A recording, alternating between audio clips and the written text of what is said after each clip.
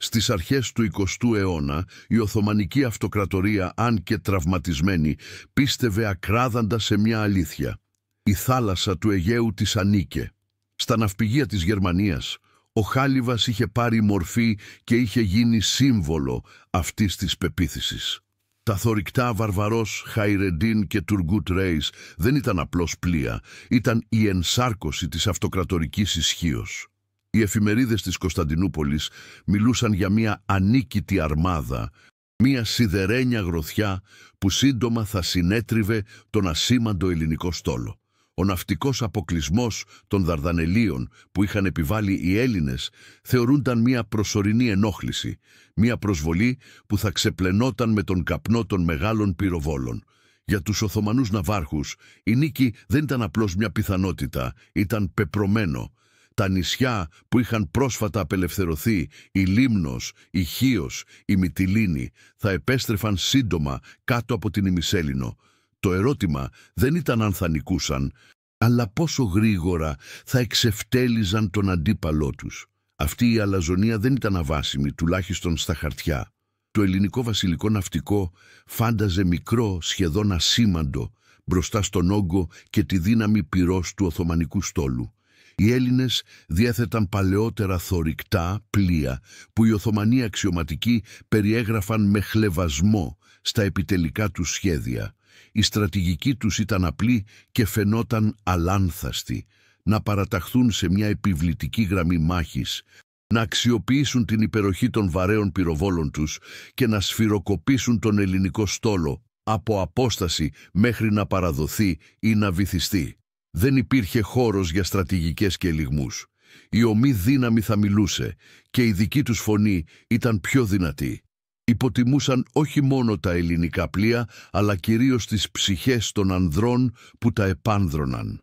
Αγνοούσαν την αρχαία ναυτοσύνη που κυλούσε στις φλέβες τους και την ατσάλινη θέληση ενός ναυάρχου που δεν ακολουθούσε τους κανόνες του πολέμου.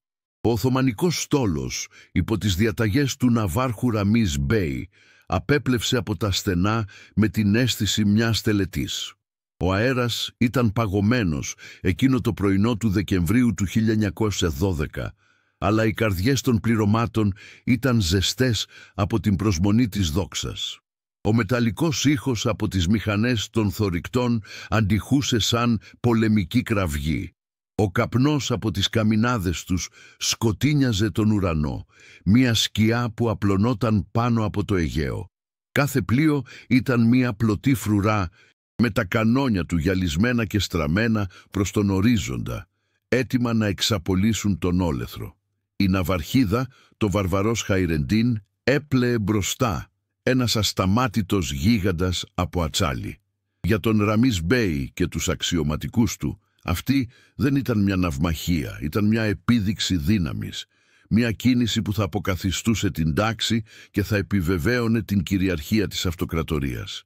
Η νίκη φάνταζε τόσο σίγουρη που σχεδόν την αισθάνονταν σαν μια φυσική συνέπεια της παρουσίας τους στη θάλασσα.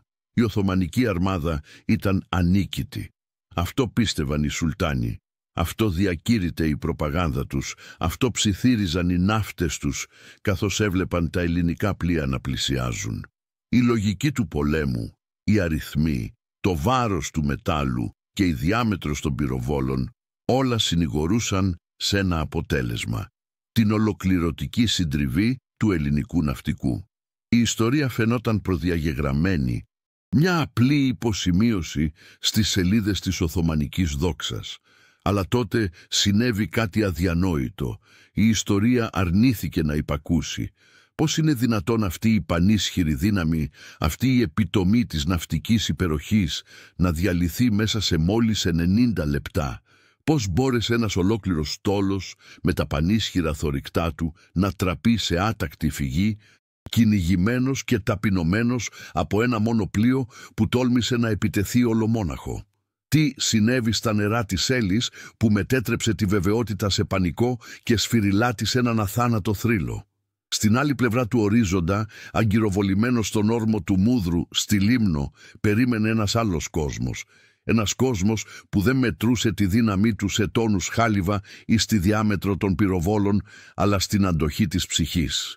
Αυτός ήταν ο κόσμος του ελληνικού βασιλικού ναυτικού. Στα μάτια των Οθωμανών και των μεγάλων δυνάμεων της Ευρώπης, ο στόλος αυτός ήταν μια συλλογή από παροχημένα σκαριά, σκιές μιας παλιάς ναυτικής δόξας. Τα θωρηκτά ύδρα, Σπέτσε και Ψαρά, αν και έφεραν ονόματα βαριά από την ιστορία της Επανάστασης του 1821, ήταν πλοία γερασμένα, αργά, με πυροβόλα που δεν μπορούσαν να συγκριθούν με τα σύγχρονα γερμανικά κανόνια του εχθρού. Ήταν οι υποτιμημένοι, οι outsider, μια δύναμη που στα χαρτιά των επιτελείων φάνταζε καταδικασμένη. Οι άνδρες όμως που επάνδρωναν αυτά τα πλοία δεν είχαν διαβάσει τα επιτελικά σχέδια του εχθρού. Διάβαζαν μόνο τις φλόγες στις καρδιές τους. Οι ναύτες αυτοί δεν ήταν απλώς στρατιώτες, ήταν παιδιά του Αιγαίου. Γεννήθηκαν σε νησιά όπου η θάλασσα δεν ήταν σύνορο, αλλά δρόμος, πηγή ζωής και πεπρωμένο. Ήταν Ιδραίοι, Σπετσιώτες, Ψαριανοί, Κασιώτες, άνδρες που είχαν μάθει να διαβάζουν τον καιρό από τα σύννεφα και την πορεία των άστρων. Το αλάτι είχε ποτίσει το δέρμα τους και ο ήχος των κυμάτων ήταν το νανούρισμα της παιδικής τους ηλικίας. Για αυτούς, ο πόλεμος αυτός δεν ήταν μια αφηρημένη σύγκρουση αυτοκρατοριών. Ήταν μια προσωπική υπόθεση. Πολεμούσαν για τα νερά που είχαν οργώσει οι πατεράδες και οι παππούδες τους, για τους βράχους πάνω στους οποίους είχαν χτιστεί τα σπίτια τους. Κάθε νησί που απελευθερωνόταν, η Λέσβος, η Χίος, η Σάμος, δεν ήταν απλώς μια κουκίδα στο χάρτη. Ήταν η γη των ξαδέρφων τους, των θείων τους. Ήταν η χαμένη πατρίδα που επέστρεφε στην αγκαλιά της μητέρας Ελλάδας. Το κίνητρό τους πήγαζε από μια πληγή 400 ετών. Κάθε βολή που θα έριχναν δεν θα ήταν απλώς ένα βλήμα που εκτοξευόταν ενάντια σε ένα εχθρικό πλοίο. Θα ήταν μια απάντηση σε αιώνες σκλαβιάς, μια πράξη ιστορικής δικαίωσης για γενιές που έζησαν και πέθαναν με τον ανεκπλήρωτο πόθο της λευτεριάς. Πολεμούσαν για να μην ξανακουστεί ο λόγος του κατακτητή στα λιμάνια τους, για να μπορούν οι καμπάνες των εκκλησιών να χτυπούν ελεύθερα και όχι με την άδεια κάποιου πασά. Αυτή η δίψα για ελευθερία ήταν ένα αόρατο όπλο, ισχυρότερο από κάθε θωράκιση. Ήταν μια ενέργεια που διαπερνούσε τα πληρώματα, από τον απλό ναύτη μέχρι τον αξιωματικό, δημιουργώντας έναν άρρηκτο δεσμό, μια συλλογική θέληση που οι Οθωμανοί με την ψυχρή αλαζονία της ισχύως τους αδυνατούσαν να κατανοήσουν ή να υπολογίσουν. Και ανάμεσα στα παλιά θωρηκτά έστεκε το καμάρι τους. Το θωρακισμένο καταδρομικό Γεώργιος Αβέροφ. Δεν ήταν απλώς ένα πλοίο, ήταν η ενσάρκωση του εθνικού ονείρου, αποκτημένο όχι από την ευκολία ενός κρατικού ταμείου, αλλά από το ειστέρημα του ελληνικού λαού και το 1/3 της κληρονομιάς ενός μεγάλου ευεργέτη του Γεωργίου Αβέροφ. Κάθε λαμαρίνα του, κάθε του καρφί ήταν πληρωμένο με την ελπίδα ενός ολόκληρου έθνους. Ήταν το πιο σύγχρονο, το πιο γρήγορο και το πιο ισχυρά θωρακισμένο πλοίο σε ολόκληρο το Αιγαίο. Η ταχύτητά του, που έφτανε τους 23 κόμβους, το καθιστούσε έναν θαλάσσιο κυνηγό ανάμεσα σε δυσκίνητους γίγαντες. Για τα πληρώματα, το Αβέροφ δεν ήταν μια μηχανή πολέμου. Ήταν ο ζωντανός θρύλος, ο προστάτης, το σύμβολο ότι η μικρή Ελλάδα μπορούσε όταν ομονοούσε να κάνει θαύματα. Στη γέφυρα αυτού του πλοίου στεκόταν ένας άνδρας που ήταν η προσωποποίηση της ελληνικής ναυτοσύνης. Ο υπονάβαρχος Παύλος Κουντουριώτης, γόνος της μεγάλης ιδραίικης οικογένειας των Κουντουριωτών, που είχε γράψει χρυσές σελίδες στην Επανάσταση, κουβαλούσε την ιστορία στους ώμους του. Δεν ήταν ένας ναύαρχος της θεωρίας και των ναυτικών εγχειριδίων. Ήταν ένας άνθρωπος της θάλασσας που καταλάβαινε τις διαθέσεις της και τις δυνατότητες των πλοίων του. Είχε μια βαθιά, σχεδόν μυστικιστική εμπιστοσύνη στους άνδρες του και στο πλοίο του. Γνώριζε ότι οι κανόνες του συμβατικού ναυτικού πολέμου που πρόσταζαν την παράταξη σε γραμμή μάχης ήταν φτιαγμένοι για στόλους με ισοδύναμα πλοία. Ο δικός του στόλος όμως δεν ήταν ισοδύναμος. Είχε ένα μοναδικό πλεονέκτημα, το Αβέροφ, και ο Κουντουριώτης ήταν αποφασισμένος να το χρησιμοποιήσει με έναν τρόπο που κανείς δεν περίμενε. Η ζωή πάνω στα ελληνικά πλοία ήταν λιτή και σκληρή, αλλά σφυριλατούσε δεσμούς ακατάλητους. Ο αέρας μύριζε αλμύρα, πίσα και το λάδι από τις μηχανές. Τα βράδια στο κατάστρωμα οι ναύτες μαζεύονταν και τραγουδούσαν τραγούδια για τον τόπο τους, για τις αγαπημένες που άφησαν πίσω, για τους ήρωες του παρελθόντος.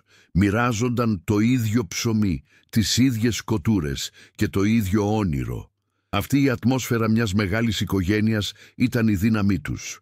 Οι αξιωματικοί δεν ήταν απόμακροι αφέντες, αλλά μεγαλύτεροι αδελφοί, που γνώριζαν τους άνδρες τους με το μικρό τους όνομα.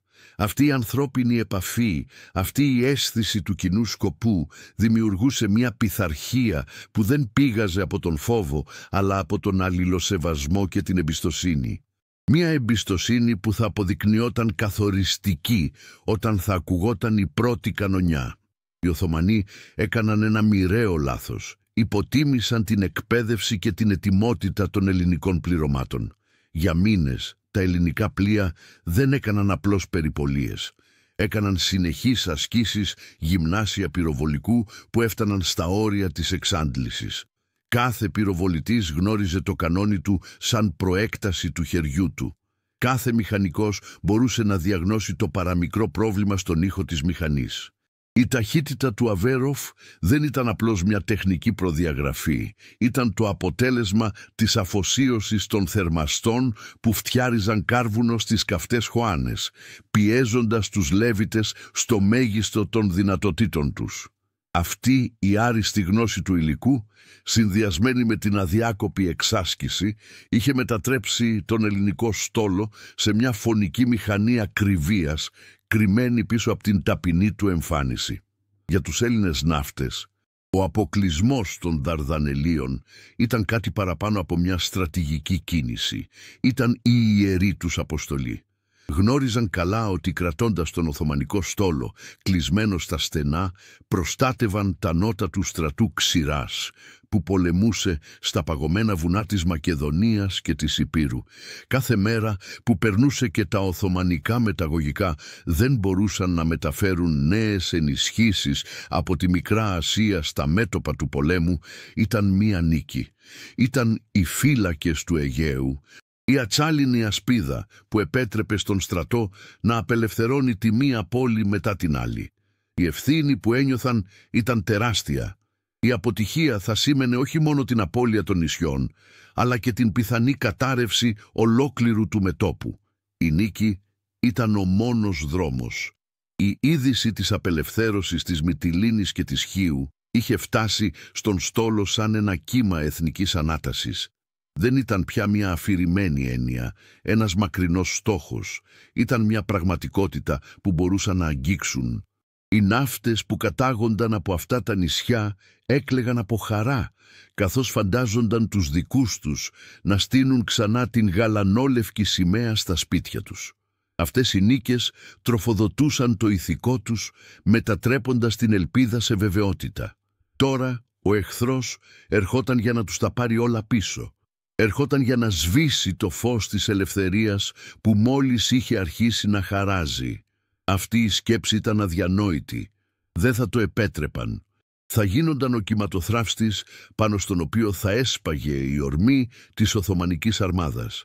Θα υπερασπίζονταν αυτή τη νέα ελευθερία με την ίδια τους τη ζωή. Το βράδυ πριν από την αυμαχία, μία παράξενη ησυχία βασίλευε στα ελληνικά πλοία. Δεν υπήρχε η νευρικότητα της αβεβαιότητας, ούτε η θορυβώδης αλαζονία της υπεροψίας. Υπήρχε μόνο μια βαθιά, ήρεμη αποφασιστικότητα.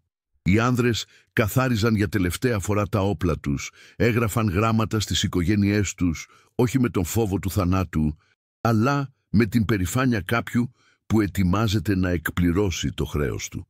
Κοιτούσαν τον σκοτεινό ουρανό και προσεύχονταν ο καθένας στον δικό του Θεό, ζητώντας όχι να σωθούν, αλλά να τους δώσει τη δύναμη να φανούν αντάξιοι της ιστορίας και των προσδοκιών του έθνους τους. Ήξεραν ότι στα χαρτιά ήταν οι πιο αδύναμοι, αλλά ήξεραν επίσης ότι ο πόλεμος δεν κερδίζεται πάντα στα χαρτιά. Κερδίζεται στις καρδιές των ανθρώπων. Η πραγματική τους δύναμη δεν φαινόταν με την πρώτη ματιά. Δεν βρισκόταν στα τεχνικά χαρακτηριστικά των πλοίων τους, αλλά στη μοναδική συνέργεια τριών στοιχείων που οι Οθωμανοί είχαν ολέθρια αγνοήσει. Πρώτον, ένα τεχνολογικά ανώτερο όπλο, το Αβέροφ, ένα πλοίο μιας νέας εποχής. Δεύτερον, ένας ηγέτης, ο Κουντουριώτης, που δεν σκεφτόταν με τους παροχημένους όρους του εχθρού του, ένας ναύαρχος που ήταν έτοιμος να ρισκάρει τα πάντα για την νίκη. Και τρίτον, το πιο σημαντικό, ένα σύνολο ανθρώπων, ένα πλήρωμα ενωμένο σαν μια γροθιά που δεν πολεμούσε για τον μισθό ή τη δόξα, αλλά για έναν σκοπό που ξεπερνούσε την ίδια του την ύπαρξη. Αυτός ο συνδυασμός τόλμης, τεχνολογίας και ψυχής ήταν το κρυφό πλεονέκτημα, η αόρατη δύναμη που σύντομα θα άλλαζε την πορεία της ιστορίας. Το χάραμα της 16ης Δεκεμβρίου βρήκε τον ελληνικό στόλο να πλέει προς την έξοδο των Δαρδανελίων. Ο παγωμένος αέρας έκοβε τα πρόσωπα, αλλά τα βλέμματα ήταν καρφωμένα στον ορίζοντα. Και τότε εμφανίστηκαν. Πρώτα οι στήλες του καπνού, σαν μαύρα δάχτυλα που γρατζουνούσαν τον πρωινό ουρανό, και μετά οι επιβλητικές σιλουέτες των Οθωμανικών θωρηκτών. Ήταν μια εικόνα που θα μπορούσε να σπείρει τον φόβο στην καρδιά του πιο γενναίου πολεμιστή. Ένας ατσάλινος τείχος που ερχόταν κατά πάνω τους. Αλλά στα καταστρώματα των ελληνικών πλοίων δεν υπήρχε φόβος. Υπήρχε μια ηλεκτρισμένη προσμονή. Η ώρα της κρίσης είχε φτάσει. Η στιγμή που οι υποτιμημένοι θα κοιτούσαν στα μάτια το γίγαντα. Η στιγμή που ο θρύλος του Αβέροφ θα γεννιόταν μέσα στη φωτιά και τον καπνό. Στα νερά των Δαρδανελίων ο αντίπαλος δεν ήταν απλώς ένας στόλος. Ήταν η ίδια η ενσάρκωση της αυτοκρατορικής ισχύος. Ένας γίγαντας από ατσάλι και φωτιά που είχε γεννηθεί στα καλύτερα ναυπηγεία της Γερμανίας. Η καρδιά αυτής της δύναμης ήταν τα θωρηκτά Βαρβαρός Χαϊρεντίν και Τουργκούτ Ρέις. Δεν ήταν απλώς πλοία, ήταν πλωτά φρούρια, σχεδιασμένα για να κυριαρχούν. Η θωράκισή τους, παχιά και σχεδόν αδιαπέραστη από τα βλήματα της εποχής, τους έδινε μια αίσθηση ατρωσίας. Οι πύργοι των πυροβόλων τους φιλοξενούσαν τεράστια κανόνια Κρουπ διαμετρήματος 280 χιλιοστών, ικανά να εκτοξεύσουν οβίδες βάρους εκατοντάδων κιλών σε αποστάσεις που ο ελληνικός στόλος μπορούσε μόνο να ονειρευτεί. Κάθε τους βολή μπορούσε να διαλύσει ένα μικρότερο πλοίο. Για τους Οθωμανούς, αυτά τα θωρηκτά δεν ήταν απλώς όπλα, ήταν η εγγύηση της νίκης, η απόδειξη ότι η τεχνολογία και η ομή δύναμη θα καθόριζαν την τύχη του Αιγαίου. Η φήμη τους προηγείτο. Στους δρόμους της Κωνσταντινούπολης οι εφημερίδες τα αποκαλούσαν οι ατσάλινοι φύλακες του Σουλτάνου. Η προπαγάνδα τα παρουσίαζε ως ανίκητα τέρατα της θάλασσας που σύντομα θα έσπαγαν τον ταπεινωτικό ελληνικό αποκλεισμό και θα αποκαθιστούσαν την οθωμανική τιμή. Αυτή η αίσθηση υπεροχής δεν ήταν απλώς λόγια για εσωτερική κατανάλωση, είχε διαποτίσει ολόκληρη την ηγεσία του ναυτικού. Ο ναύαρχος Ραμίς Μπέης, διοικητής του στόλου, ήταν ένας άνδρας της παλιάς σχολής. Ένας αξιωματικός που πίστευε στην τάξη, την πειθαρχία και πάνω απ' όλα στην συντριπτική υπεροχή του πυρός. Στο μυαλό του η ναυμαχία που ερχόταν δεν θα ήταν μια σύγκρουση στρατηγικών, αλλά ένα απλό μαθηματικό πρόβλημα. Η πλευρά με τα μεγαλύτερα κανόνια και την παχύτερη θωράκιση θα κέρδιζε. Και αυτή η πλευρά, χωρίς καμία αμφιβολία, ήταν η δική του. Η στρατηγική του ήταν η επιτομή αυτής της νοοτροπίας. Απλή, άκαμπτη και απόλυτα προβλέψιμη. Ο στόλος θα παρατασσόταν σε μια τέλεια γραμμή μάχης, μια αδιάσπαστη φάλαγγα από ατσάλι. Αυτή η τακτική, κληρονομιά των μεγάλων ναυτικών δυνάμεων του 19ου αιώνα, είχε σχεδιαστεί για να μεγιστοποιεί τη δύναμη πυρός. Τα πλοία, πλέοντας παράλληλα με τον εχθρό, θα μπορούσαν να χρησιμοποιήσουν όλα τα κανόνια της μίας πλευράς ταυτόχρονα, δημιουργώντας έναν καταιγισμό βλημάτων. Ο Ραμίς Μπέης δεν σχεδίαζε ελιγμούς, ούτε ευνηδιασμούς. Σχεδίαζε μια εκτέλεση. Θα κρατούσε τον ελληνικό στόλο σε απόσταση, εκεί όπου τα δικά του βαρέα πυροβόλα θα μπορούσαν να τον σφυροκοπούν ανηλαιώς, ενώ τα μικρότερα ελληνικά κανόνια θα ήταν πρακτικά άχρηστα. Ήταν μια στρατηγική που βασιζόταν στην αλαζονία της δύναμης, μια στρατηγική που δεν άφηνε περιθώρια για την τόλμη ή την ευφυΐα του αντιπάλου. Αλλά μέσα σε αυτή την επιβλητική δύναμη κρύβονταν οι σπόροι της καταστροφής. Η ίδια η πηγή της ισχύως τους, τα μεγάλα θωρηκτά, ήταν και η μεγαλύτερη αδυναμία τους. Ήταν πλοία σχεδιασμένα για ναυμαχίες σε ανοιχτές θάλασσες, όχι για τους κλειστούς και απρόβλεπτους χώρους του Αιγαίου. Ήταν αργά, δυσκίνητα, με μια μέγιστη ταχύτητα, που μετά βίας έφτανε τους 16 κόμβους. Στον κόσμο του ναυτικού πολέμου, όπου η ταχύτητα σήμαινε πρωτοβουλία, η βραδύτητά τους τα καθιστούσε ευάλωτα. Ένας ταχύτερος αντίπαλος θα μπορούσε να επιλέξει την απόσταση της εμπλοκής, να χτυπήσει στα αδύνατα σημεία και να αποφύγει τα ισχυρά τους πυρά. Οι Οθωμανοί ναύαρχοι, θαμπομένοι από το μέγεθος των κανονιών τους, είχαν ξεχάσει μια θεμελιώδη αλήθεια της θάλασσας.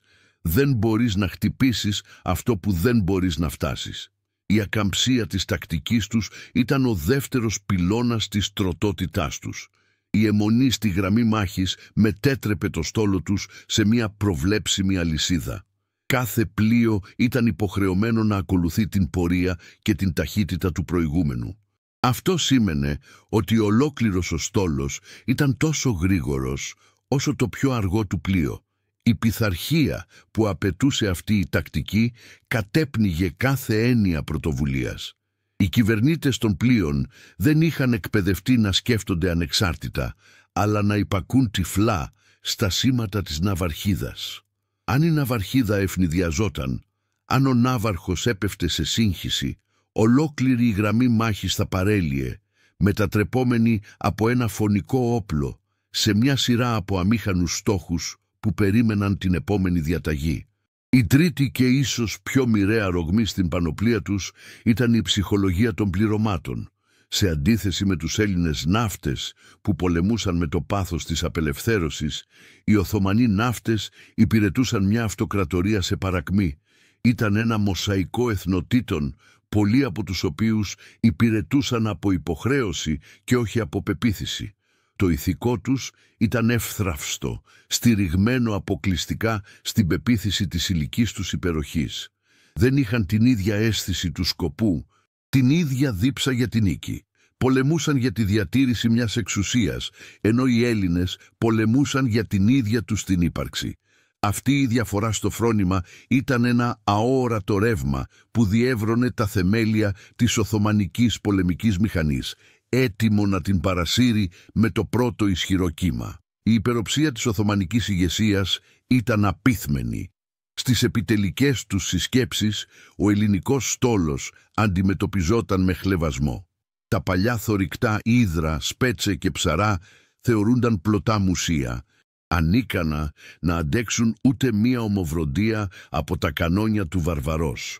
Όσο για το Αβέροφ, το αναγνώριζαν ως ένα σύγχρονο πλοίο, αλλά πίστευαν ότι ένα μόνο πλοίο, όσο ισχυρό κι αν ήταν, δεν θα μπορούσε ποτέ να αντιμετωπίσει την ενωμένη ισχύ των δικών τους θωρηκτών.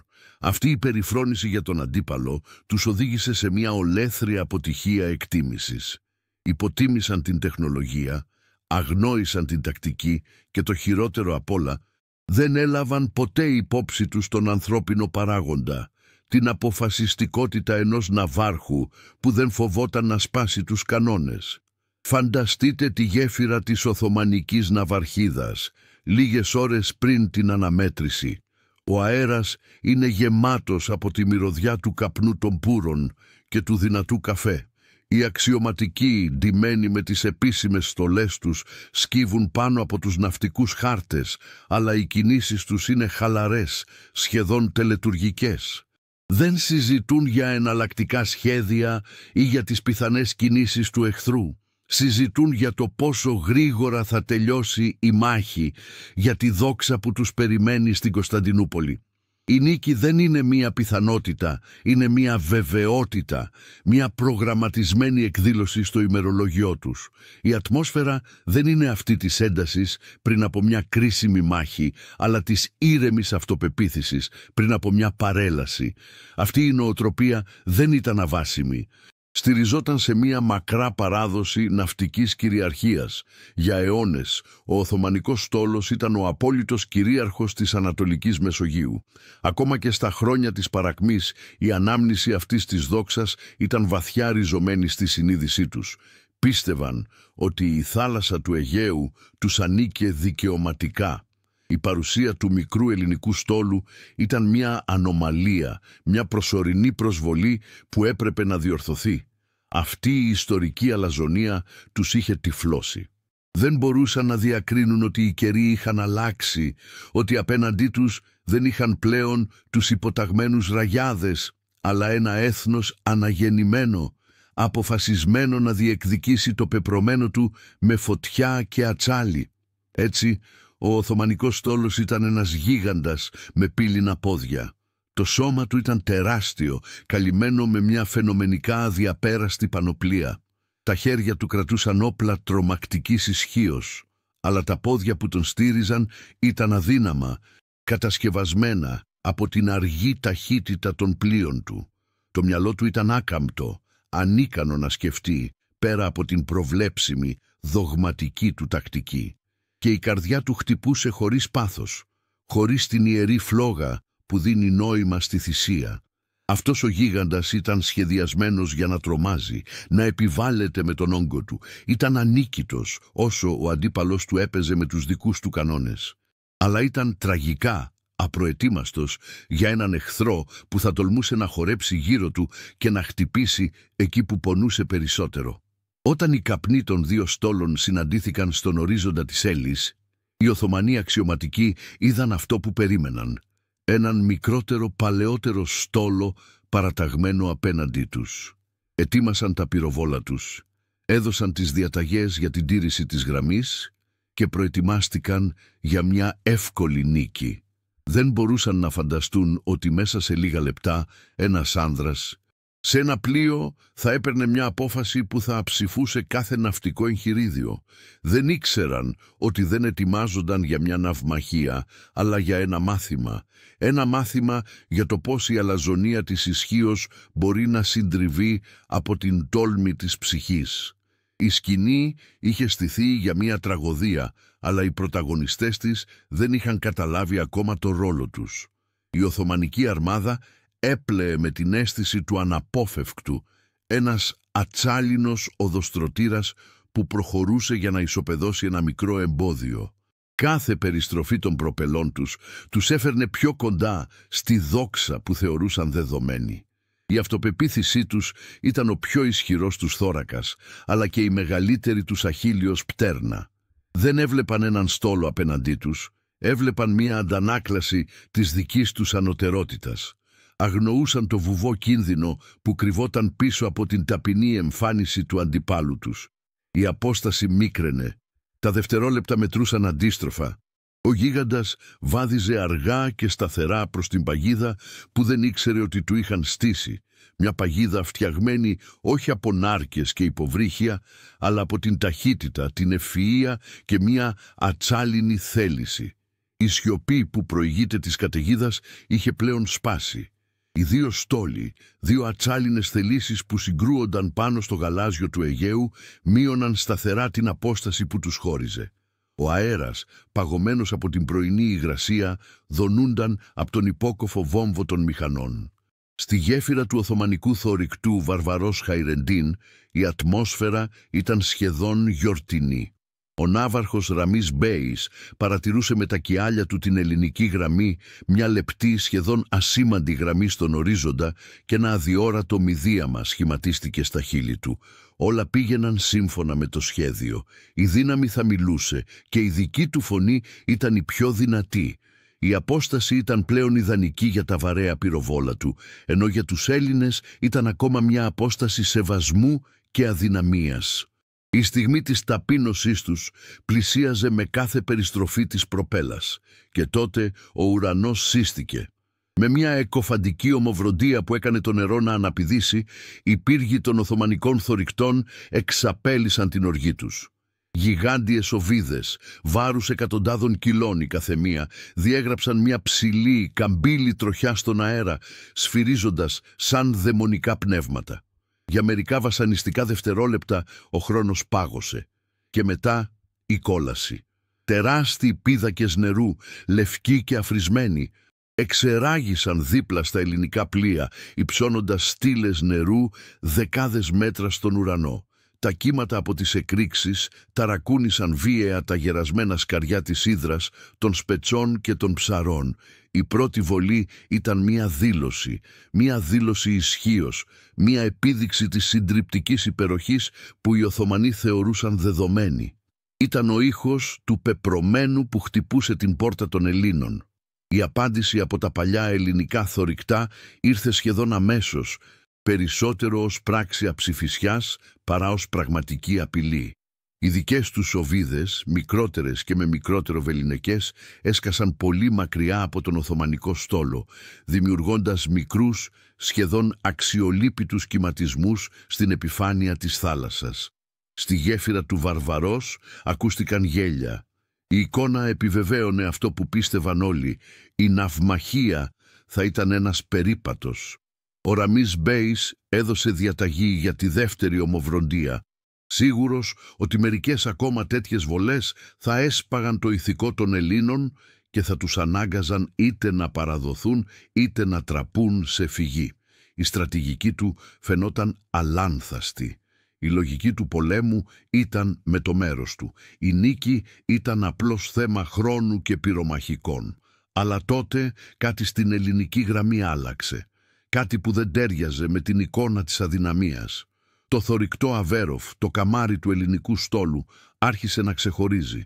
Χωρίς καμία προφανή διαταγή, αύξησε ελαφρά την ταχύτητά του, γλιστρώντας μπροστά από τα υπόλοιπα πλοία σαν ένα αρπακτικό που αποσπάται από την αγέλη. Δεν ήταν μια δραματική κίνηση, αλλά μια ανεπαίσθητη, σχεδόν αλαζονική αλλαγή ρυθμού. Ο καπνός από τις καμινάδες του έγινε πιο πυκνός και το κύμα που δημιουργούσε η πλώρη του ψήλωσε, μαρτυρώντας την κρυμμένη δύναμη των μηχανών του. Ήταν η πρώτη νότα μιας συμφωνίας που ο Ραμίς Μπέης δεν είχε ακούσει ποτέ. Μιας μελωδίας γραμμένης με νότες τόλμης και απρόβλεπτης τακτικής. Για τους Έλληνες ήταν το πρώτο σημάδι ότι ο ναύαρχός τους δεν σκόπευε να παίξει το παιχνίδι του εχθρού. Οι Οθωμανοί αξιωματικοί παρατήρησαν την κίνηση με μια μίξη περιέργειας και περιφρόνησης. Η άκαμπτη ναυτική του σκέψη δεν μπορούσε να την ερμηνεύσει ως στρατηγική. Την είδαν ως απειθαρχία. Ένας νευρικός κυβερνήτης που δεν μπορούσε να κρατήσει τη θέση του στη γραμμή. Ένας Έλληνας ναύαρχος που δεν είχε τον πλήρη έλεγχο του στόλου του. Για αυτούς η τέλεια ευθεία γραμμή ήταν το σύμβολο της απόλυτης πειθαρχίας και ισχύος. Αυτή η μικρή απόκλιση του Αβέροφ ήταν στα μάτια τους μια απόδειξη της ελληνικής αναρχίας, ένα ακόμα σημάδι της κατωτερότητάς τους. Συνέχισαν να πλέουν με την ίδια αργή, σταθερή ταχύτητα, αγνοώντας την προειδοποίηση, τυφλωμένοι από την πεποίθηση ότι οι κανόνες του πολέμου ήταν απόλυτοι και αμετάβλητοι. Ξαφνικά η προσοχή τους αποσπάστηκε. Το ελαφρύ καταδρομικό Μετζιτιέ, ένα από τα ταχύτερα οθωμανικά πλοία, προσπάθησε να εκμεταλλευτεί την κατάσταση, κάνοντας μία ευρεία κίνηση για να υπερκεράσει την ελληνική γραμμή και να χτυπήσει τα παλιά θωρηκτά από τα πλάγια. Ήταν μία κλασική κίνηση, βγαλμένη από τα εγχειρίδια. Ο Κουντουριώτης όμως περίμενε αυτή την ευκαιρία. Ήταν η στιγμή να δείξει τα δόντια του. Από τη γέφυρα του Αβέροφ δόθηκε μια κοφτή διαταγή. Οι πλευρικοί πύργοι του θωρηκτού με τα ταχυβόλα πυροβόλα των 190 χιλιοστών στράφηκαν με απόκοσμη ταχύτητα και ακρίβεια προς το Μετζιτιέ. Δεν ήταν μια τυφλή βολή, ήταν μια υπολογισμένη εκτέλεση. Η ομοβροντία του Αβέροφ ήταν διαφορετική. Δεν είχε τον βαρύ αργό ρυθμό των μεγάλων θωρηκτών, αλλά τη γρήγορη κοφτερή οργή ενός σύγχρονου όπλου. Οι οβίδες του έσκασαν σε μια τέλεια γραμμή γύρω από το Οθωμανικό καταδρομικό, περικυκλώνοντάς το με πίδακες νερού. Ένα βλήμα χτύπησε την πρίμνη του, προκαλώντας μια έκρηξη και στέλνοντας μαύρο καπνό στον αέρα. Η ζημιά δεν ήταν μοιραία, αλλά το σοκ ήταν τεράστιο. Το Μετζιτιέ, πανικόβλητο από την ακρίβεια και την ταχύτητα των ελληνικών πυρών, έκανε μια απότομη στροφή και έσπευσε να κρυφτεί πίσω από την ασφάλεια των μεγάλων θωρηκτών. Η πρώτη μικρή αναμέτρηση είχε τελειώσει και ο νικητής ήταν σαφής. Στην αυαρχίδα του Ραμίς Μπέι η ατμόσφαιρα πάγωσε για μια στιγμή. Η ταχύτητα και η ακρίβεια της ελληνικής βολής ήταν κάτι που δεν περίμεναν. Ωστόσο, η αλαζονία είναι ένας σκληρός δάσκαλος. Αντί να αναγνωρίσουν την ανώτερη εκπαίδευση των Ελλήνων πυροβολητών, το απέδωσαν στην τύχη. Μια τυχερή βολή. Εξάλλου, πώς θα μπορούσαν οι υποτιμημένοι Έλληνες να είναι καλύτεροι σκοπευτές από τους εκπαιδευμένους από Γερμανούς αξιωματικούς Οθωμανούς. Η ενόχληση αντικατέστησε την αρχική έκπληξη. Αυτή η ελληνική ιντισιπλίνα, αυτή η άρνηση να πολεμήσουν με τους κανόνες ήταν προσβλητική. Αποφάσισαν να την αγνοήσουν, θεωρώντας την μία ασήμαντη λεπτομέρεια στο μεγάλο σχέδιο της νίκης τους. Στα καταστρώματα των παλιών ελληνικών θωρηκτών όμως, η σκηνή αυτή είχε διαφορετική ερμηνεία. Οι ναύτες, που μέχρι εκείνη τη στιγμή ένιωθαν την πίεση των εχθρικών οβίδων, ξέσπασαν σε ζητοκραυγές. Είδαν το Αβέροφ, τον προστάτη τους, να τιμωρεί την Οθωμανική αυθάδεια με μια κίνηση αστραπιαίας ταχύτητας. Κατάλαβαν αμέσως το σχέδιο του ναυάρχου τους. Δεν ήταν μία μάχη φθοράς, ήταν ένα κυνήγι. Ο Κουντουριώτης δεν πολεμούσε, χόρευε. Ένας θανάσιμος χορός γύρω από τον αργοκίνητο γίγαντα. Η εμπιστοσύνη τους στον ηγέτη τους, που ήταν ήδη μεγάλη, μετατράπηκε σε απόλυτη πίστη. Ήξεραν ότι δεν ήταν απλώς πιόνια σε μία σκακέρα, αλλά μέρος ενός ευφυούς και τολμηρού σχεδίου. Ο Παύλος Κουντουριώτης, έχοντας στείλει το μήνυμά του, έκανε την επόμενη ακόμα πιο ενιγματική κίνηση.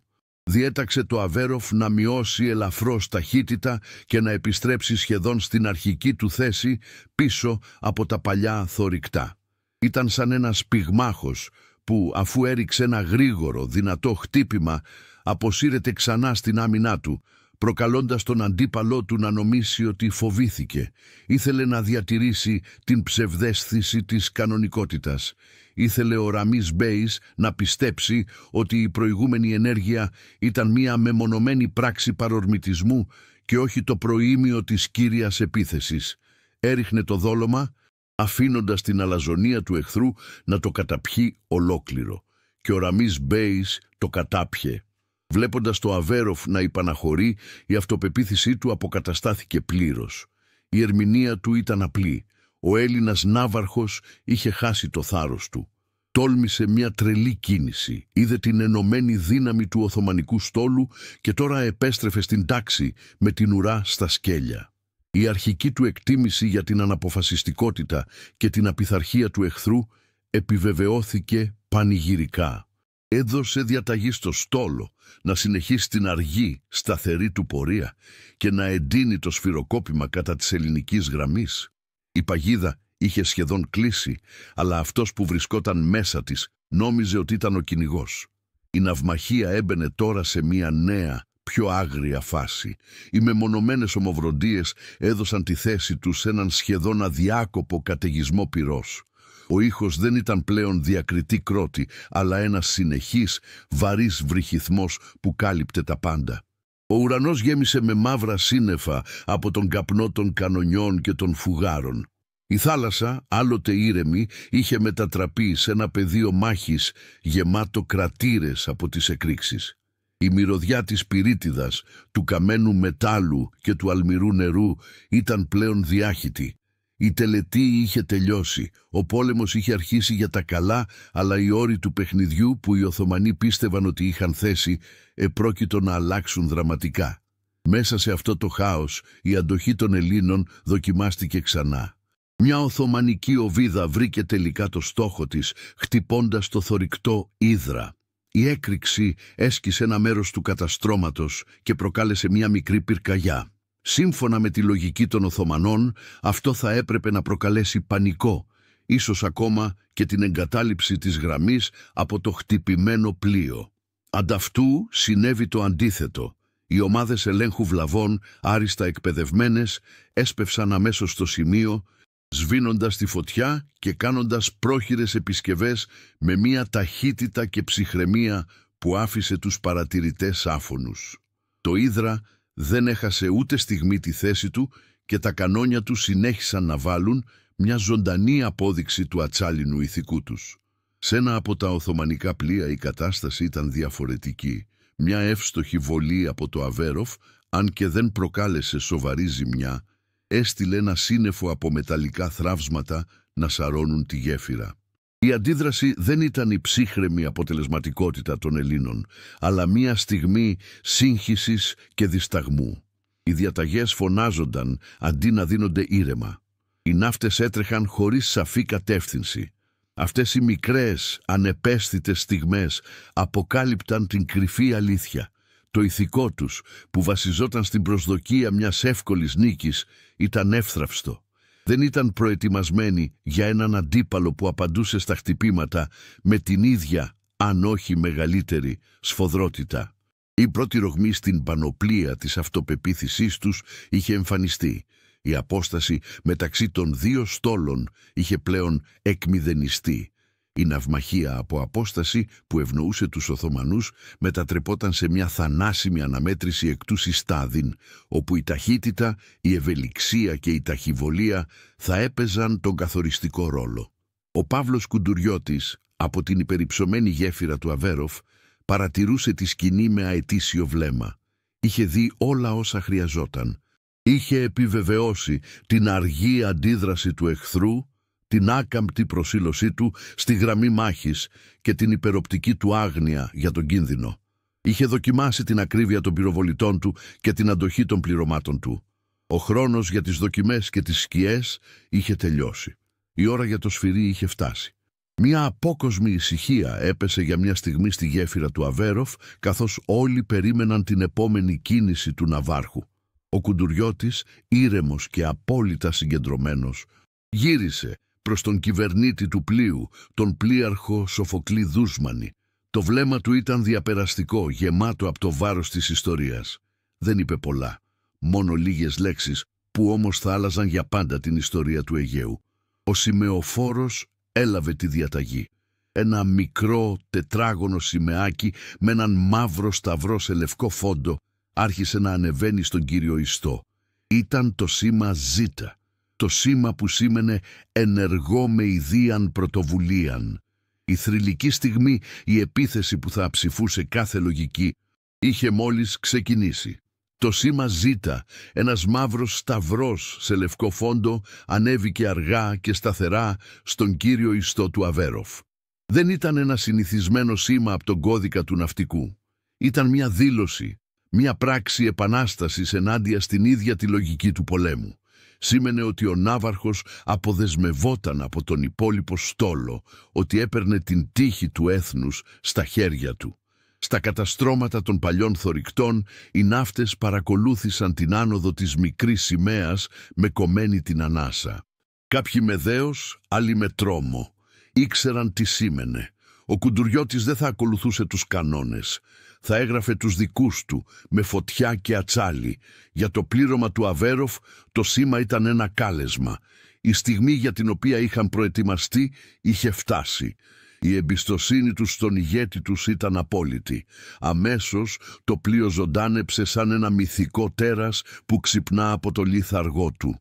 Στα έγκατα του Αβέροφ οι θερμαστές, με τα πρόσωπά τους μαυρισμένα από την κάπνα και τον υδρότα να κυλάει ποτάμι στα γυμνά του σώματα, άρχισαν να φτιαρίζουν κάρβουνο στους λέβητες με μια φρενήρη ρυθμική ένταση.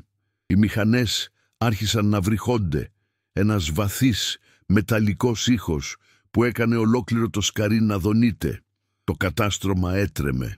Ο καπνός από τις 4 καμινάδες του πύκνωσε σχηματίζοντας μία μαύρη επιθετική στήλη στον ουρανό. Το Αβέροφ άρχισε να επιταχύνει, αφήνοντας πίσω του τα παλιά θωρηκτά, σκίζοντας τα νερά με μία ορμή που φαινόταν ασταμάτητη. Έπαψε να είναι μέρος μιας γραμμής μάχης. Έγινε ένα δόρυ που στόχευε κατευθείαν στην καρδιά του εχθρού. Στη γέφυρα του Βαρβαρός Χαϊρεντίν η αρχική αντίδραση ήταν η απορία που γρήγορα μετατράπηκε σε περιφρόνηση. Ο Ραμίς Μπέις και οι αξιωματικοί του παρακολουθούσαν την κίνηση του ελληνικού θωρηκτού και δεν μπορούσαν να πιστέψουν στα μάτια τους. Τι είδους τρέλα ήταν αυτή, ένα μόνο πλοίο να επιτίθεται σε ολόκληρο τον στόλο τους. Το θεώρησαν μια πράξη απόγνωσης, μια αυτοκτονική κίνηση ενός ναυάρχου που είχε χάσει τον έλεγχο. Ήταν η απόλυτη επιβεβαίωση της αλαζονίας τους. Ο εχθρός τους δεν ήταν μόνο αδύναμος, ήταν και ανόητος. Ο Ραμίς Μπέις διέταξε τα πυροβόλα του να επικεντρωθούν σε αυτόν τον παράφρονα στόχο. Θα τον έκαναν παράδειγμα. Θα τον βύθιζαν γρήγορα και ταπεινωτικά, ως μάθημα για όποιον τολμούσε να ψηφίσει την ισχύ της αυτοκρατορίας. Το Αβέροφ έπλεε τώρα ολομόναχο, μέσα σε μια κόλαση από φωτιά και νερό. Οι οβίδες των Οθωμανικών θωρηκτών έσκαγαν παντού γύρω του, υψώντας γιγάντιους πίδακες που κάλυπταν το πλοίο με έναν καταιγισμό από αλμυρό νερό και μεταλλικά θραύσματα. Ο ήχος από τα βλήματα που σφύριζαν στον αέρα ήταν εκκοφαντικός. Κάθε τόσο ένα θραύσμα χτυπούσε το θωρακισμένο κήτος με έναν ξερό μεταλλικό κρότο, σαν το χτύπημα ενός γιγάντιου σφυριού, αλλά το πλοίο δεν δίσταζε. Συνέχιζε την πορεία του αλόβητο σαν ένας ατσάλινος ταύρος που ορμάει μέσα στην αρένα, αγνοώντας τα τσιμπήματα των μπαντεριλέρος. Η θωράκισή του, η καλύτερη της εποχής, άντεχε. Η ψυχή του πληρώματός του όμως ήταν αυτή που το έκανε πραγματικά άτρωτο. Μέσα στους πύργους των πυροβόλων η ατμόσφαιρα ήταν καυτή και αποπνικτική από τον καπνό των εκρήξεων. Οι πυροβολητές, δουλεύοντας σαν καλοκουρδισμένη μηχανή, δεν έδιναν καμία σημασία στο χάος που επικρατούσε έξω. Τα μάτια τους ήταν καρφωμένα στους στόχους, τα χέρια τους κινούνταν με μηχανική ακρίβεια, γεμίζοντας, σκοπεύοντας και πυροβολώντας με έναν ρυθμό που οι Οθωμανοί δεν μπορούσαν να φανταστούν. Ο επικεφαλής του πυροβολικού, ο πλοίαρχος Ιωάννης Βρατσάνος, έδινε τις διαταγές του με ήρεμη, σταθερή φωνή, διορθώνοντας τη σκόπευση μετά από κάθε βολή. Δεν υπήρχε πανικός, ούτε φόβος.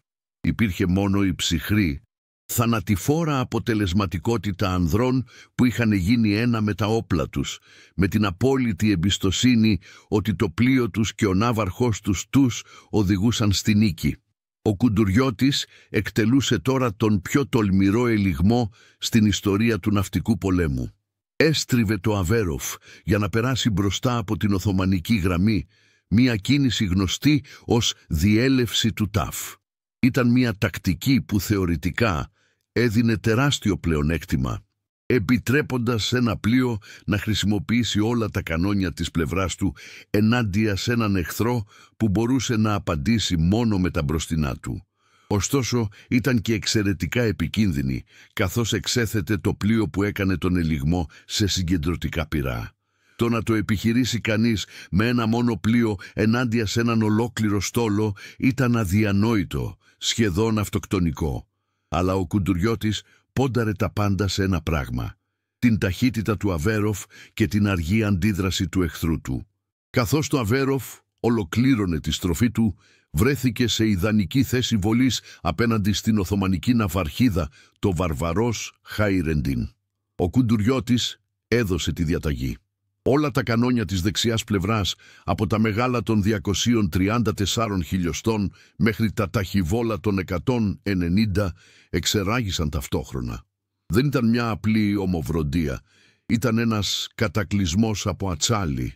Μια καταιγίδα από οβίδες έπεσε πάνω στην Οθωμανική ναυαρχίδα από απόσταση μικρότερη των 3 χιλιόμετρων. Το αποτέλεσμα ήταν καταστροφικό. Η μία οβίδα μετά την άλλη έβρισκε τον στόχο της, διαπερνώντας την παλαιότερη θωράκιση του Βαρβαρός σαν να ήταν από χαρτί. Στη γέφυρα του Βαρβαρός, Το χάος ήταν απόλυτο. Μια οβίδα χτύπησε τον δεύτερο πύργο των πυροβόλων, προκαλώντας μια τρομακτική έκρηξη που τον έθεσε εκτός μάχης.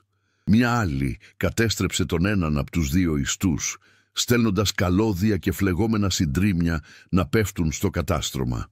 Φωτιές ξέσπασαν σε πολλά σημεία ταυτόχρονα και πυκνός, μαύρος καπνός άρχισε να τυλίγει το πλοίο. Το πλήρωμα που λίγα λεπτά πριν γελούσε με την ελληνική αδυναμία έτρεχε τώρα πανικόβλητο, προσπαθώντας να σβήσει τις φωτιές και να βοηθήσει τους τραυματίες. Η αίσθηση της ατρωσίας είχε διαλυθεί. Ο γίγαντας είχε πληγωθεί θανάσιμα και ο πόνος του ήταν ορατός σε ολόκληρο το στόλο. Η εικόνα της φλεγόμενης ναυαρχίδας προκάλεσε ένα κύμα σοκ που διαπέρασε ολόκληρη την Οθωμανική γραμμή. Οι κυβερνήτες των άλλων πλοίων, εκπαιδευμένοι να ακολουθούν τυφλά, βρέθηκαν ξαφνικά χωρίς ηγεσία. Ο σχηματισμός τους, η πηγή της δύναμής τους, έγινε η θανατηφόρα τους παγίδα. Για να αποφύγουν μια σύγκρουση με το χτυπημένο Βαρβαρός, έπρεπε να αλλάξουν πορεία. Αλλά αυτό σήμαινε ότι έσπαγαν τη γραμμή. Ο δισταγμός τους ήταν μοιραίος. Η τέλεια συντονισμένη πολεμική μηχανή είχε μετατραπεί σε μια αλυσίδα από αμήχανα, ασυντόνιστα πλοία. Ο πανικός, σαν μεταδοτική ασθένεια, άρχισε να εξαπλώνεται από το ένα κατάστρωμα στο άλλο. Η ψυχολογική κατάρρευση είχε αρχίσει. Ο Κουντουριώτης, βλέποντας τη σύγχυση του εχθρού, δεν έδειξε κανένα έλεος. Το Αβέροφ, έχοντας αφήσει πίσω του τη φλεγόμενη ναυαρχίδα, συνέχισε την πορεία του, πλέοντας τώρα παράλληλα με την Οθωμανική γραμμή, αλλά από την αντίθετη κατεύθυνση. Ήταν σαν ένας λύκος που τρέχει δίπλα σε ένα κοπάδι από πρόβατα που έχουν χάσει τον τζομπάνι τους. Καθώς περνούσε δίπλα από κάθε Οθωμανικό πλοίο, οι πύργοι τους στρέφονταν και εξαπέλυαν τις ομοβροντίες τους με φωνική ακρίβεια. Το ένα μετά το άλλο, τα Οθωμανικά πλοία δέχονταν το σφυροκόπημα, ανίκανα να απαντήσουν αποτελεσματικά, καθώς τα κανόνια τους ήταν στραμμένα προς την άλλη πλευρά, εκεί που περίμεναν να είναι ο εχθρός. Τα τρία παλιά ελληνικά θωρηκτά, η Ύδρα, οι Σπέτσες και τα Ψαρά, έπαιξαν τον δικό τους κρίσιμο ρόλο σε αυτή τη συμφωνία του θανάτου. Αν και πιο αργά, είχαν πλησιάσει και τώρα έβαλαν με όλη τους τη δύναμη ενάντια στα τελευταία πλοία της Οθωμανικής γραμμής. Τα πυρά τους μπορεί να μην είχαν την καταστροφική ισχύ του Αβέροφ, αλλά εμπόδιζαν τους Οθωμανούς να στρέψουν την προσοχή τους στο μοναχικό καταδρομικό. Δημιούργησαν έναν αντιπερισπασμό, κρατώντας απασχολημένο ένα μέρος του εχθρικού στόλου και δίνοντας στον Κουντουριώτη την ελευθερία κινήσεων που χρειαζόταν για να ολοκληρώσει το καταστροφικό του έργο. Ήταν η τέλεια συνεργασία της τόλμης και της τακτικής. Στην καρδιά της μάχης, οι στιγμές ατομικού ηρωισμού ήταν αμέτρητες. Στο μηχανοστάσιο του Αβέροφ, ο αρχιμηχανικός Δημήτριος Παπαλεξόπουλος, αγνοώντας τον κίνδυνο μιας έκρηξης, πίεζε τους Λέβητες πέρα από τα όρια ασφαλείας, γνωρίζοντας ότι κάθε επιπλέον κόμβος ταχύτητας ήταν ζήτημα ζωής και θανάτου. Στους πύργους, οι πυροβολητές, με τα αυτιά τους να βουίζουν από τις εκρήξεις, συνέχιζαν να γεμίζουν και να πυροβολούν, ακόμα και όταν τα θραύσματα χτυπούσαν τη θωράκισή τους. Ήταν η ενσάρκωση της αφοσίωσης, άνδρες που είχαν αποφασίσει ότι η ελευθερία της πατρίδας τους άξιζε περισσότερο από την ίδια τους τη ζωή. Αυτή η συλλογική θέληση ήταν το πραγματικό, αόρατο όπλο του Αβέροφ. Το δεύτερο μεγάλο θωρηκτό, το Τουργκούτ Ρέις, βρέθηκε τώρα στο στόχαστρο. Οι οβίδες του Αβέροφ το βρήκαν με την ίδια φωνική ακρίβεια. Μία οβίδα κατέστρεψε μέρος της υπερκατασκευής του, ενώ μία άλλη προκάλεσε πυρκαγιά κοντά στις αποθήκες πυρομαχικών. Οι Οθωμανοί πυροβολητές, πανικόβλητοι από την ορμή της ελληνικής επίθεσης και την ταχύτητα με την οποία πλησίαζε το Αβέροφ, έβαλαν βιαστικά και άστοχα. Οι βολές τους ήταν απελπισμένες, χωρίς συντονισμό. Έριχναν όχι για να νικήσουν, αλλά για να κρατήσουν μακριά το ατσάλινο θηρίο που τους κυνηγούσε. Η μάχη είχε μετατραπεί σε μονόλογο. Το Αβέροφ μιλούσε και ο Οθωμανικός στόλος άκουγε με τρόμο. Ήταν η στιγμή της απόλυτης κατάρρευσης. Ο κυβερνήτης του πληγωμένου Βαρβαρός, βλέποντας το πλοίο του να καίγεται και το στόλο να διαλύεται, πήρε την απόφαση. Έκανε μία απότομη στροφή, σπάζοντας οριστικά το σχηματισμό, και κατευθύνθηκε με όση ταχύτητα του είχε απομείνει προς την ασφάλεια των στενών. Αυτή η κίνηση ήταν το σύνθημα. Η πειθαρχία εξαφανίστηκε. Κάθε κυβερνήτης σκεφτόταν πλέον μόνο τη διάσωση του δικού του πλοίου. Η γραμμή μάχης, το σύμβολο της Οθωμανικής ισχύος, διαλύθηκε σε μια άτακτη ομάδα από πλοία που έτρεχαν να σωθούν. Η ναυμαχία είχε τελειώσει, η φυγή είχε αρχίσει. Ο χαρακτήρας της σύγκρουσης άλλαξε δραματικά. Δεν ήταν πλέον μια ναυμαχία, ήταν ένα κυνήγι. Το Αβέροφ, το ταχύτερο πλοίο στο πεδίο της μάχης, μεταμορφώθηκε από πολιορκητικό κρυό σε έναν αμήλικτο κυνηγό. Με τις μηχανές του να δουλεύουν στο μέγιστο, άρχισε να καταδιώκει τα οθωμανικά πλοία που υποχωρούσαν, συνεχίζοντας να τα χτυπά με τα μπροστινά του κανόνια. Το θέαμα ήταν σουρεαλιστικό. Ένα μόνο ελληνικό πλοίο να κυνηγά έναν ολόκληρο αυτοκρατορικό στόλο. Η ψυχολογική ταπείνωση των Οθωμανών ήταν ολοκληρωτική. Ο γίγαντας, τρομαγμένος και πληγωμένος, έτρεχε να κρυφτεί από τον Δαβίδ που τον είχε νικήσει.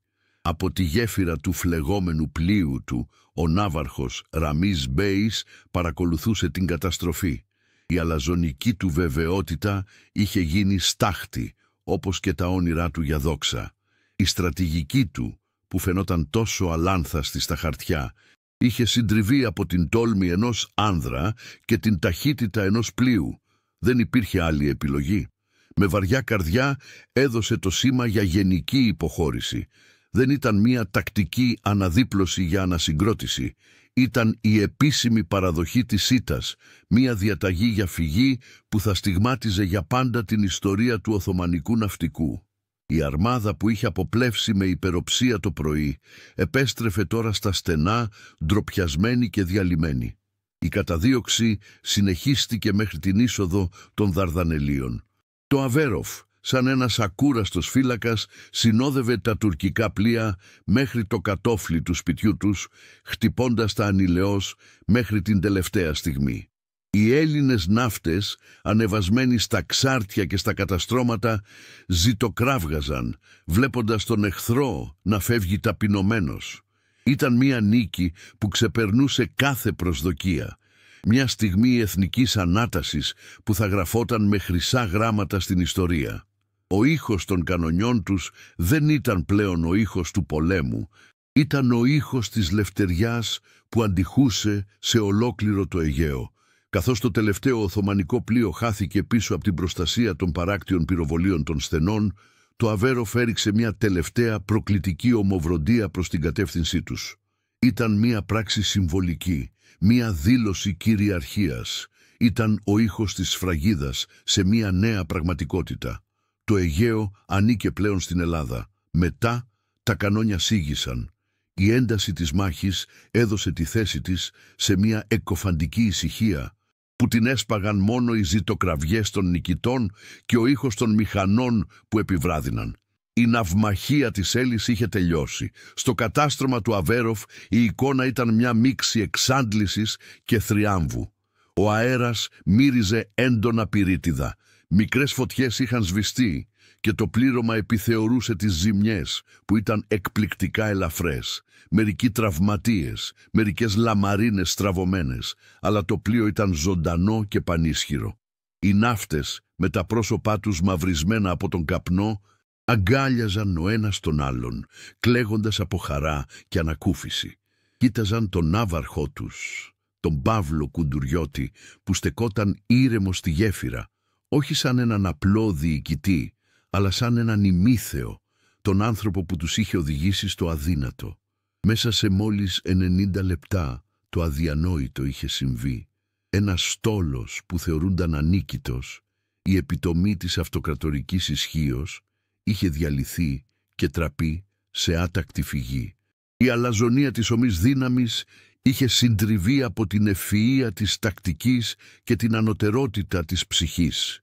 Ο μύθος της Οθωμανικής ναυτικής κυριαρχίας, ένας μύθος που βασίλευε για αιώνες, είχε μόλις βυθιστεί στα παγωμένα νερά του Αιγαίου, στα ανοιχτά του ακρωτηρίου της Έλλης.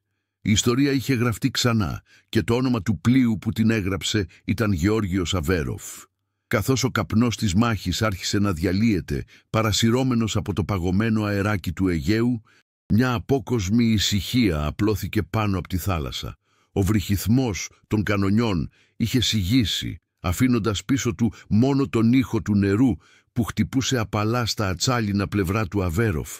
Στα καταστρώματα των ελληνικών πλοίων, οι ναύτες, με τα πρόσωπα μαυρισμένα από την πυρίτιδα και τα ρούχα τους βρεγμένα από τους πίδακες των εχθρικών οβίδων, κοιτούσαν σιωπηλοί προς την κατεύθυνση των στενών, εκεί όπου ο εχθρός είχε μόλις εξαφανιστεί. Η αδρεναλίνη της μάχης έδινε τώρα τη θέση της σε μια βαθιά, συντριπτική αίσθηση πραγματικότητας. Δεν ήταν όνειρο. Η νίκη ήταν δική τους.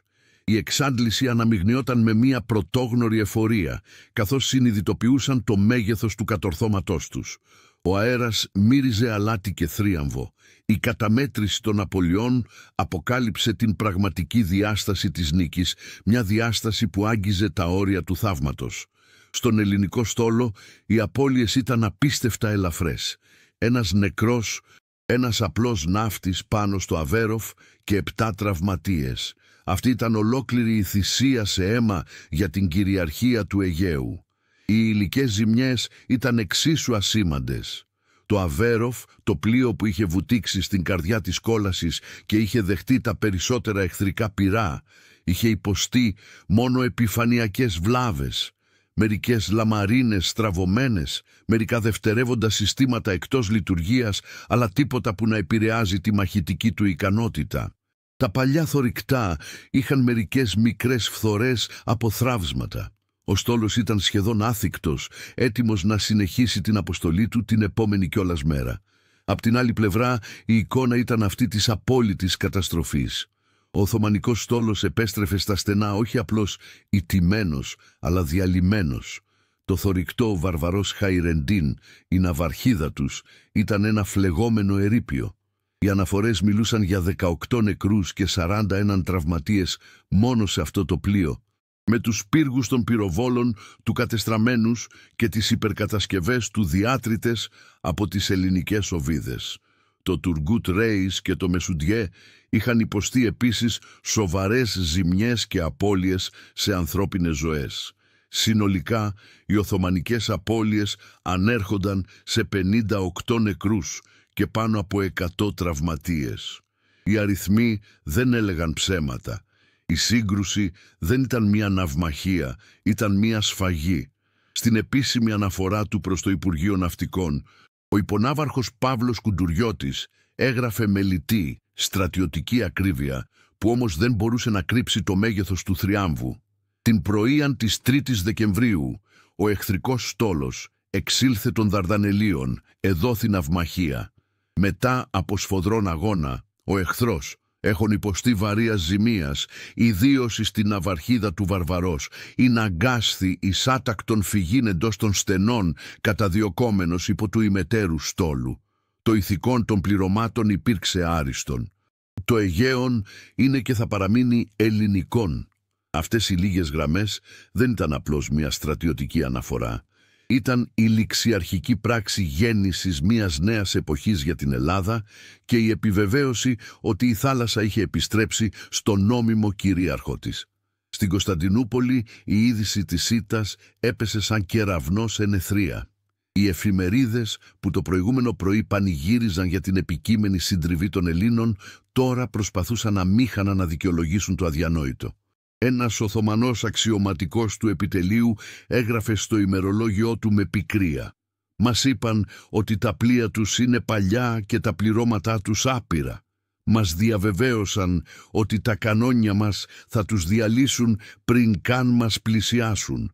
Κανείς δεν μας προετοίμασε για αυτή την τρέλα. Κανείς δεν μας είπε για αυτό το καταραμένο πλοίο, το Αβέροφ, που κινείται σαν δαίμονας και πυροβολεί με μια ακρίβεια που δεν έχω ξαναδεί. Η ανίκητη αρμάδα μας επέστρεψε ταπεινωμένη από ένα μόνο πλοίο. Είναι μια ντροπή που δεν θα ξεπληθεί ποτέ. Η αλαζονική πρόκληση είχε συντριβεί κάτω από το βάρος της σκληρής πραγματικότητας. Οι στρατηγικές συνέπειες της νίκης ήταν άμεσες και τεράστιες. Ο ναυτικός αποκλεισμός των Δαρδανελίων, που οι Οθωμανοί είχαν ορκιστεί να σπάσουν, έγινε τώρα πιο ισχυρός και αδιαπέραστος από ποτέ. Η Οθωμανική Αυτοκρατορία έχασε οριστικά τη δυνατότητα να μεταφέρει ενισχύσεις και εφόδια διαθαλάσσης στα κρίσιμα μέτωπα της Μακεδονίας και της Θράκης, όπου ο ελληνικός και οι συμμαχικοί στρατοί προέλαβναν. Αυτό επιτάχυνε την κατάρρευση της Οθωμανικής αντίστασης στα Βαλκάνια. Ταυτόχρονα, η κυριαρχία στο Αιγαίο εξασφάλιζε ότι τα νησιά που είχαν πρόσφατα απελευθερωθεί, η Λέσβος, η Χίος, η Σάμος, ήταν πλέον ασφαλή από κάθε απόπειρα ανακατάληψης. Η ναυμαχία της Έλλης δεν κέρδισε απλώς μια μάχη στη θάλασσα, σφράγισε τη μοίρα του πολέμου στην ξηρά. Η είδηση του θριάμβου μεταδόθηκε με τον τηλέγραφο και εξαπλώθηκε σαν πυρκαγιά σε ολόκληρη την Ελλάδα.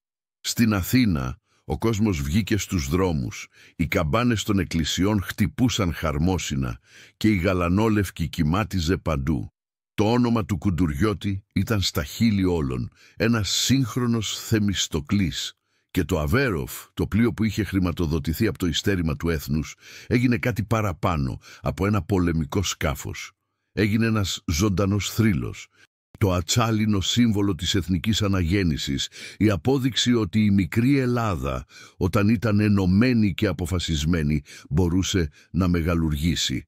Η ιστορία της τολμηρής του επίθεσης του ενός εναντίον όλων άρχισε να λέγεται από στόμα σε στόμα, μετατρεπόμενη σε ένα έπος που θα ενέπνεε τις επόμενες γενιές. Έτσι, η τελική καταμέτρηση δεν ήταν απλώς μία παράθεση αριθμών. Ήταν η αμετάκλητη ετυμηγορία της ιστορίας. Η αρχική, υπεροπτική δήλωση περί ανίκητης Οθωμανικής αρμάδας είχε αποδειχθεί ένα κενό γράμμα, μια φούσκα αλαζονίας που έσκασε με τον πρώτο κρότο των ελληνικών κανονιών. Η ψυχρή, αδιάψευστη αριθμή των απολειών, οι επίσημες αναφορές των διοικητών και οι στρατηγικές συνέπειες στο πεδίο της μάχης ζωγράφιζαν μια αδιαμφισβήτητη εικόνα. Η πραγματικότητα ήταν ότι η ανωτερότητα δεν μετριέται μόνο σε τόνους χάλιβα ή στη διάμετρο των πυροβόλων. Μετριέται στην ταχύτητα της σκέψης, στην ακρίβεια της εκτέλεσης και πάνω απ' όλα στη δύναμη της ψυχής. Στα νερά της Έλλης, η ψυχή της Ελλάδας είχε μιλήσει και η φωνή της ήταν πιο δυνατή από κάθε αυτοκρατορία. Η ναυμαχία της Έλλης δεν ήταν απλώς μια στρατιωτική νίκη, ήταν μια τεκτονική μετατόπιση στην ιστορία του Αιγαίου.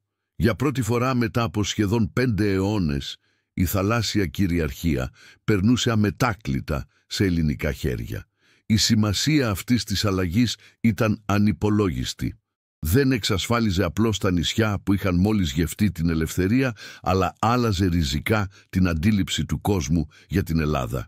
Από ένα μικρό, αδύναμο βασίλειο που θεωρούνταν προτεκτοράτο των μεγάλων δυνάμεων, μεταμορφώθηκε σε μια υπολογίσιμη περιφερειακή δύναμη, με θέληση και ικανότητα να υπερασπιστεί τα συμφέροντά της.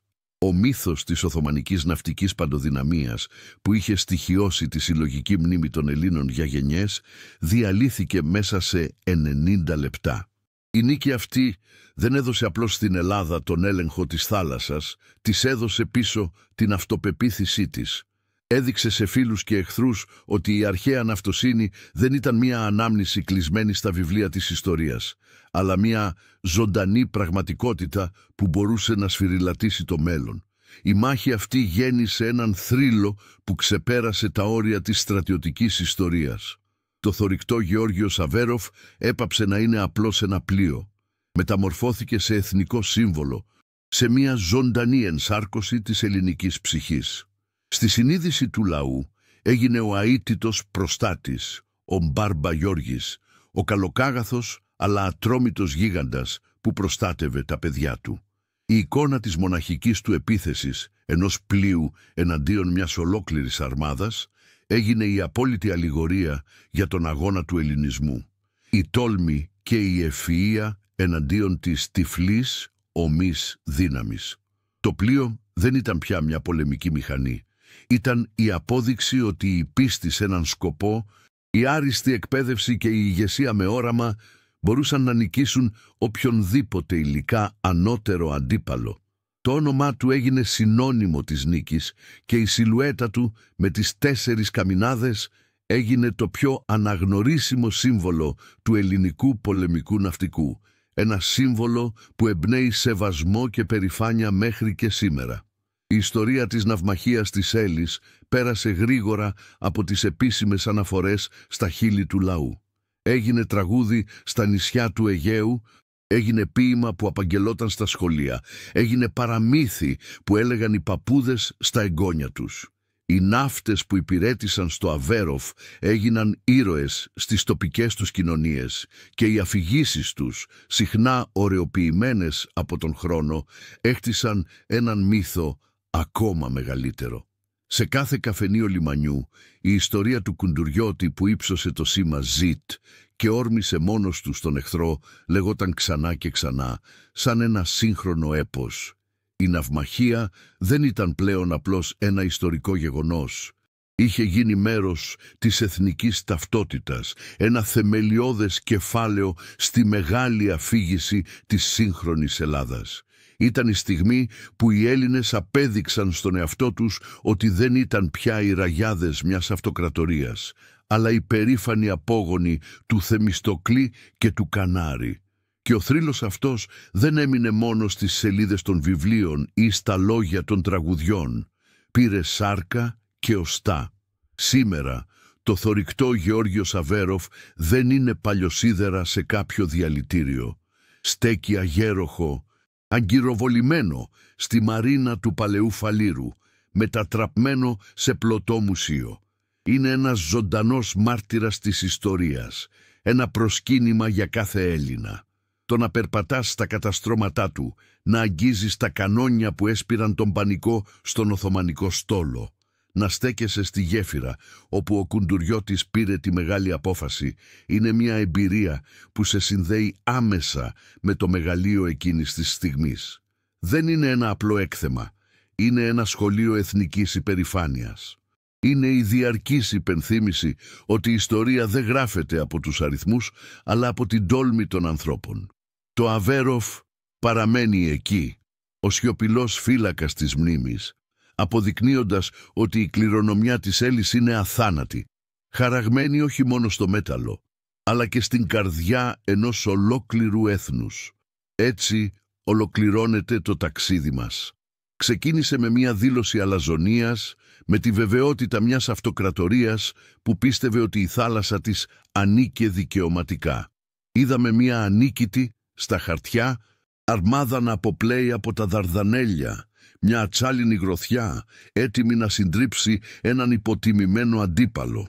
Και είδαμε αυτή την ίδια αρμάδα μέσα σε μόλις 90 λεπτά να μετατρέπεται σε έναν όχλο από τρομαγμένα πλοία που έτρεχαν να σωθούν, κυνηγημένα και ταπεινωμένα από το θάρρος ενός μόνο πλοίου.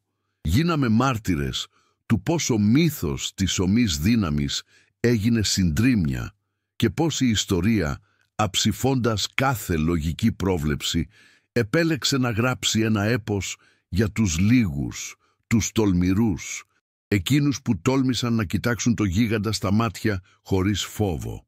Η αλαζονική πρόκληση είχε απαντηθεί, όχι με λόγια, αλλά με το βρυχυθμό των κανονιών και την ατσάλινη θέληση ενός έθνους που διεκδικούσε το πεπρωμένο του. Αν υπάρχει ένα αθάνατο μάθημα που μας διδάσκει η ναυμαχία της Έλης, είναι αυτό. Η πραγματική ισχύς δεν μετριέται ποτέ σε τόνους χάλιβα, αλλά στην αντοχή της ανθρώπινης ψυχής.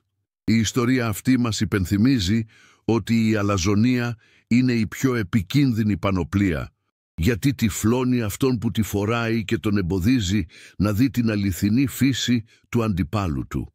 Η νίκη δεν ανήκει πάντα σε αυτόν με τα μεγαλύτερα όπλα, αλλά σε αυτόν που συνδυάζει την ευφυΐα της τακτικής, την ανωτερότητα της εκπαίδευσης και πάνω απ' όλα έναν σκοπό που είναι μεγαλύτερος από την ίδια του τη ζωή.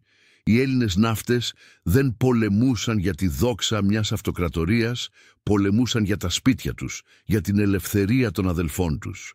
Αυτή η φλόγα στην καρδιά τους ήταν το όπλο που κανένα γερμανικό ναυπηγείο δεν μπορούσε να κατασκευάσει και ήταν αυτό που τελικά έγειρε την πλάστιγκα της ιστορίας. Η κληρονομιά εκείνης της ημέρας ζει ανάμεσά μας. Ο ήχος των κανονιών μπορεί να έχει σιγήσει, αλλά ο απόϊχος της νίκης αντυχεί ακόμα σε κάθε κύμα του Αιγαίου. Ο θρίαμβος στην Έλλη δεν εξασφάλισε απλώς την ελευθερία των νησιών, αλλά σφυριλάτησε την εθνική αυτοπεποίθηση και δημιούργησε έναν αθάνατο θρύλο, το θωρηκτό Γεώργιο Σαβέροφ. Αυτό το πλοίο, που σήμερα στέκει αγέροχο ως πλωτό μουσείο, δεν είναι απλώς ένα κομμάτι μέταλλο. Είναι η ζωντανή απόδειξη ότι η τόλμη μπορεί να νικήσει την πιθανότητα, είναι ένας φάρος που μας θυμίζει από πού ερχόμαστε και τι είμαστε ικανοί να πετύχουμε όταν είμαστε ενωμένοι κάτω από έναν κοινό σκοπό. Είναι η υλική ενσάρκωση του πνεύματος που αρνήθηκε να υποταχθεί. Σας ευχαριστούμε που ταξιδέψατε μαζί μας σε αυτή την επική ιστορία. Η μνήμη αυτών των ηρώων παραμένει ζωντανή μόνο όταν μοιραζόμαστε τις ιστορίες τους. Τώρα η φωνή είναι δική σας.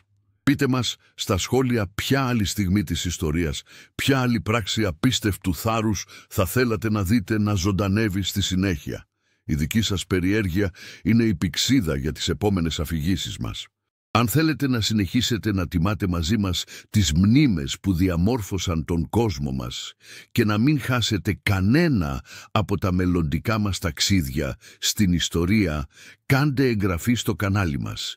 Γίνετε μέλος της κοινότητάς μας και ας κρατήσουμε μαζί τις μεγάλες ιστορίες ζωντανές για τις επόμενες γενιές.